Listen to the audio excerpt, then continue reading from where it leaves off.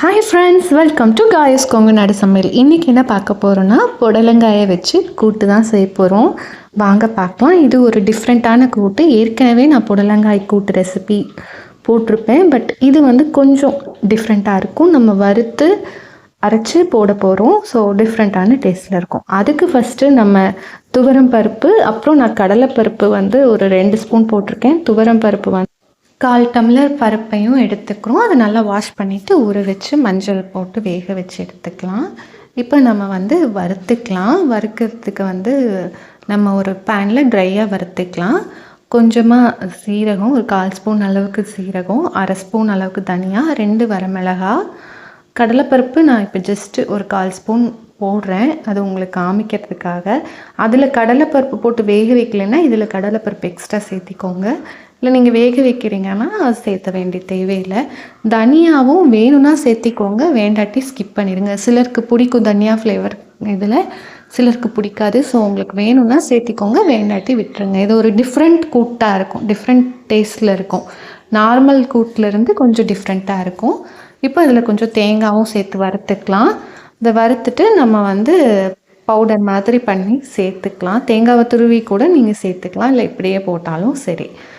நல்லா dry roast பண்ணும்போது வாசமாக இருக்கும், நல்லாவே வாசனை இருக்கும். கொஞ்சம் டிஃப்ரெண்ட்டாக இருக்கும் இந்த கூட்டு வந்து. தோசைக்கு, சாப்பாட்டுக்கு, தோசைக்கே மேட்ச் ஆகும்னா பாருங்கள். சாதத்துக்கு, தயிர் சாதம், சாம்பார் சாதம் எல்லாத்துக்குமே இந்த கூட்டு வந்து மேட்ச் ஆகும். ஸோ ட்ரை பண்ணி பாருங்கள். இந்த மாதிரி மிக்ஸி ஜாரில் இதை போட்டுட்டு பவுடர் பண்ணிக்கலாம். ரொம்ப ஸ்மூத்தாக பண்ண வேண்டாம், லைட்டாக ஒரு கொரகொரப்போட பண்ணிக்கோங்க. ஆனால் தனியாக போட்டனால கொஞ்சம் பார்த்து பவுடர் பண்ணிக்கோங்க.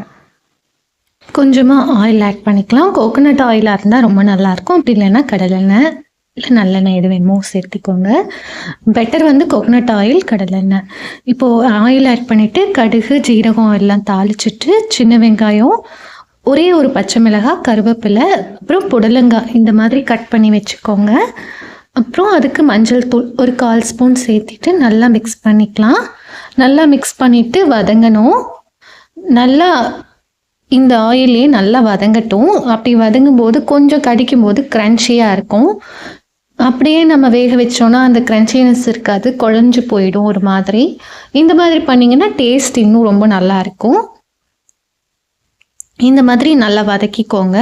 கொஞ்சம் சால்ட்டு கூட ஆட் பண்ணிக்கலாம். ஜஸ்ட்டு ஒரு 1 பிஞ்ச் ஆட் பண்ணோன்னா நமக்கு அடிப்படும் போது அந்த சால்ட் அதில் இறங்கி அந்த ஒரு டேஸ்ட் ரொம்ப நல்லாயிருக்கும். இதெல்லாம் சின்ன சின்ன டிப்ஸ் தான். ஸோ இப்படியே கொஞ்சம் வேக வைங்க. இந்த மாதிரி வதக்கி விட்டுட்டு கொஞ்சம் இப்படியே வேகட்டும். அதுக்கப்புறமா நம்ம அரைச்ச பேஸ்ட்டு அதெல்லாம் சேர்த்திக்கலாம். பருப்பு அதெல்லாம் அப்புறம் சேர்த்திக்கலாம். இப்போ கொஞ்சம் தண்ணி சேர்த்துட்டு இப்படியே வேகட்டும். கொஞ்சம் வெந்ததுக்கப்புறமா நம்ம பருப்பு ஆட் பண்ணிக்கலாம். இப்போ கொஞ்சம் வெந்தாச்சு, 50% வெந்துருச்சு. இப்போ நான் பருப்பு தண்ணியை வந்து ஆட் பண்ணிக்கிறேன். கொஞ்சம் பருப்பு தண்ணியை ஆட் பண்ணிவிட்டு கொஞ்சம் மசிச்சு ஆட் பண்ணிக்கோங்க. இப்போ மசிச்சு ஆட் பண்ணியிருக்கேன். பருப்போடு சேர்ந்து மீதி 50% வேகட்டும். இப்போ அது லைட்டாக கொதி வந்ததுக்கப்புறம் நம்ம அரைச்ச பவுடர் சேர்த்துக்கலாம். இந்த அரைச்ச பவுடரில் உங்களுக்கு தனியா வேணும்னா மட்டும் ஆட் பண்ணிக்கோங்க. தனியா ஃப்ளேவர் இதில் பிடிக்காது அப்படின்னா நீங்கள் ஸ்கிப் பண்ணிக்கலாம். இது கொஞ்சம் டிஃப்ரெண்ட்டாக இருக்கட்டும் தான் நாங்கள் இந்த மாதிரி பண்ணியிருக்கேன். இன்னொரு புடலங்காய், கல்யாண வீட்டு புடலங்காய் போட்டிருக்கோம். அதையும் செக் பண்ணி பாருங்கள், அதுவும் ரொம்ப நல்லாயிருக்கும். இது கொஞ்சம் டிஃப்ரெண்ட்டாக இருக்கும். உங்களுக்கு 2ல் எந்த கூட்டு ரொம்ப பிடிச்சதுன்னு எனக்கு கமெண்ட் பாக்ஸில் கமெண்ட் பண்ணுங்கள். இது வந்து கொஞ்சம் டிஃப்ரெண்ட்டாகவே இருக்கும். இந்த கூட்டு வந்து கொஞ்சம் டிஃப்ரெண்ட்டான டேஸ்ட்டில் இருக்கும். எப்பவும் செய்கிற கூட்டிலேருந்து கொஞ்சம் ஸ்லைட்லி வேரியேஷன் இருக்கும். இந்த பச்சை வாசம் போகிற வரைக்கும் நல்லாவே கொதிக்க வைக்கணும்.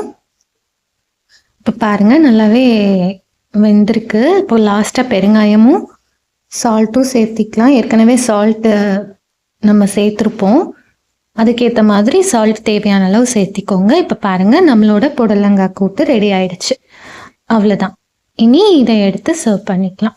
சுடு சாதத்துக்கு நெய் ஊற்றி சாப்பிட்டோன்னா ரொம்ப நல்லாயிருக்கும். தேங்காய் எண்ணெய், நெய், அப்பளம் இது மட்டும் போதும், வேறு எதுவுமே தேவையில்லை.